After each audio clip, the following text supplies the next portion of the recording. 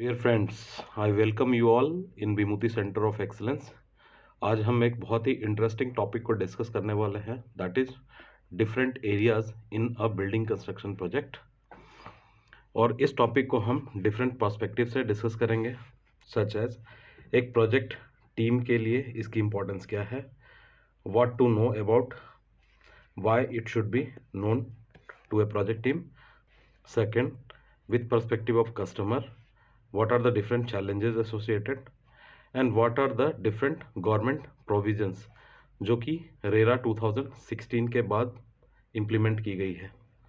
इसमें जो हम डिफरेंट एरिया डिस्कस करेंगे, that is first one is your plot area, second your carpet area, third one built up area, fourth super built up area, setback area. एक project team में होने की वजह से आप इन टर्मिनोलॉजी से आप वाकिफ़ हो सकते हैं, लेकिन क्या आप इसकी बारीकियों को समझते हैं? Let's understand. सबसे पहले plot area, it is a piece of land enclosed by a definite boundaries. For example, यहाँ पे एक डिमार्केशन की गई है, एक प्लॉट है, उसको इनक्लोज किया गया है बाउंड्री वॉल से। So this hashed portion with the green line, this is your plot area. Moving to the next one, carpet area. RERA, Real Estate Regulation and Development Act of 2016, जो कि central government ने 2016 में इसको पास किया था।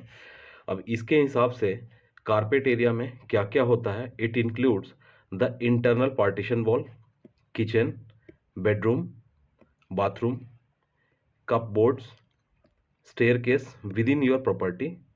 और ये क्या क्या चीज़ें हैं जो एक्सक्लूड करता है, that we should know. External wall of your flat, shaft, जो प्लम्बिंग शाफ्ट्स होती हैं, फायर शाफ्ट्स हो सकती हैं, balconies, utility areas such as lift lobby, lift, then terrace area जो छत होती है वो, and then again I have already listed lift and lift lobby, staircases, बरामदा, flower beds and clubhouse, जो कि इसके पार्ट नहीं होते हैं कारपेट एरिया। सो बेसिकली ये इम्पॉर्टेंट है जानने के लिए। नेक्स्ट, तो इसमें गवर्नमेंट की प्रोविजंस क्या है? जैसा कि मैंने कहा कि रेरा 2016 है, वो एक सेंट्रल लेजिस्लेशन है, सेंट्रल गवर्नमेंट की लॉ है, जिससे developers and builders can sell the flats only on the basis of the carpet area, or this is a mandatory requirement of this particular act. पहले इस कानून के आने के पहले builders and developers use to manipulate this area to the customer, और जो कि एक कहा जा सकते हैं कि एक डिस्कनेक्ट होती थी कि what the customer is buying and what actually he is getting. So he had to pay more amount for buying the flats. So many a time हमने सुना होगा कि जो कस्टमर की कंप्लेन होती है, वी हैव बीन चीटेड, कि कितना एरिया हमें दिखाया गया और कितना एरिया हमें मिला। तो विद कस्टमर पर्सपेक्टिव, यदि आप प्रॉपर्टी बाय कर रहे हैं तो you should pay attention what actual area you are getting. So this particular act connects the gap between what the customer was paying for the area and what he was getting that area, so it becomes more vivid, more clear now. अब तक जो हमने discussion किया carpet area के regarding में, वो हमने customer point of view से डिस्कस किया, और दूसरा जो उसमें गवर्नमेंट की क्या प्रोविजन है उस चीज़ को जानने की कोशिश की। लेकिन एक प्रोजेक्ट टीम की पर्सपेक्टिव से ये जानना क्यों इम्पॉर्टेंट है, उस चीज़ को समझते हैं। Being as a part of project team, you have to coordinate with your marketing team, right? तो जो मार्केटिंग टीम है प्रोजेक्ट की, जो which use to sell the flats to the consumer और कस्टमर, तो वो क्या एरिया अपने कस्टमर को बताते हैं और प्रोजेक्ट पे एक्चुअली क्या है, क्या कंस्ट्रक्ट हो रहा है, that must be properly coordinated and communicated. तो इसलिए प्रोजेक्ट टीम इससे वेल अवेयर होना चाहिए। Second, you have to ensure that all construction must be as per the architectural plan which is already approved by the government authority. तो जो भी आपके site पे कंस्ट्रक्शन होगी, जो कि आर्किटेक्चरल प्लान जो लेआउट बताती है उसके हिसाब से करना है। जब कॉलम की लेआउट होती है, उसके बाद जब ब्रिक वर्क हम कर रहे हैं, तो जो ब्रिक वर्क करने के बाद में जो आर्किटेक्चरल प्लान में जो आपका डायमेंशंस दिया हुआ है एक एक यूनिट की, that should be as per the drawing.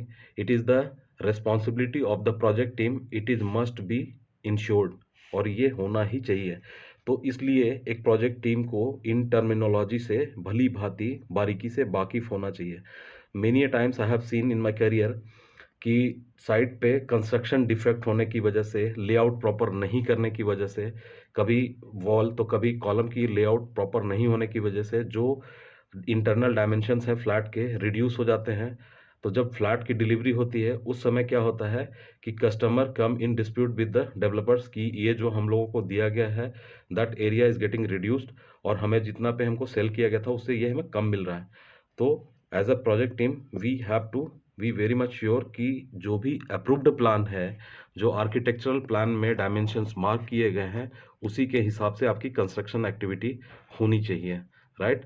So I hope you understand कि कितनी इंपॉर्टेंस है इस टर्म को जानना. One is your built up area. इसमें carpet area plus external wall of the flats plus service shafts. अब इसमें देखते हैं कि ये किस चीज़ को एक्सक्लूड करता है. जैसे कि एक बिल्डिंग की जो ओपन टेरेस है, राइट, उसके बाद लिफ्ट हो गया, लिफ्ट लॉबी हो गई, स्टेयर केस, एक बिल्डिंग में मेन स्टेयर केस एंड एक फायर स्टेयर केस होगा, फिर क्लब हाउस होगा एंड स्विमिंग पूल. ये सब आपके बिल्टअप एरिया के पार्ट नहीं होंगे.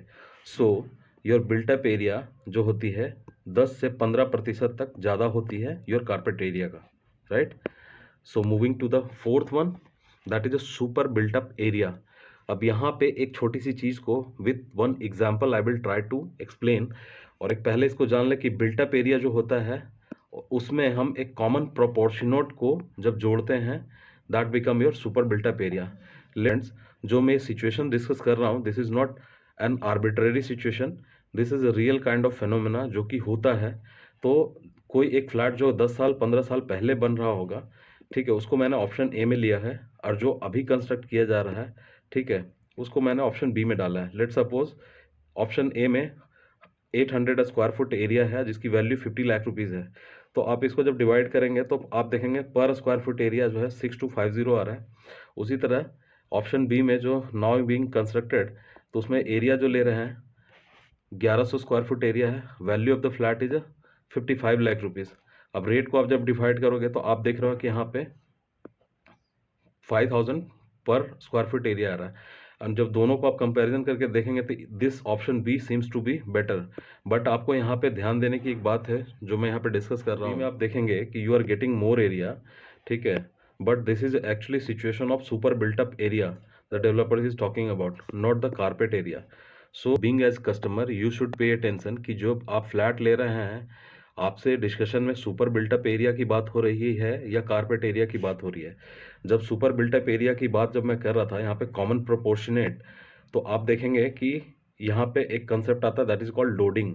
एंड लोडिंग क्या होता है कि जो कॉमन एरियाज होता है, कॉमन प्रॉपर्टीज जो डेवलप हो रही है like a staircase, lift, lift lobby, air ducts, pipe ducts, plumbing shaft, garden, parks, gymnasium, club house and other common facility जो कि उस प्रोजेक्ट पे सारे जो रहने वाले लोग होंगे that shall be used by them. तो उन सारे कॉमन प्रोपोर्शनेट को हर फ्लैट के ऊपर में चार्ज किया जाता है.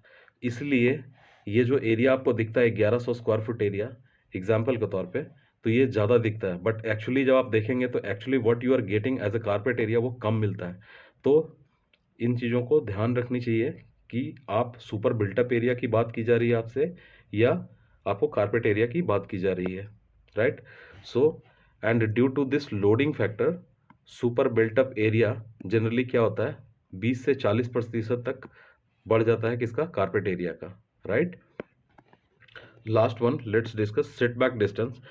तो इस सेटबैक डिस्टेंस क्या होता है, the area on all side of the plot boundaries laid down by the very important municipal authority, ठीक है, beyond which nothing can be constructed towards the plot boundary.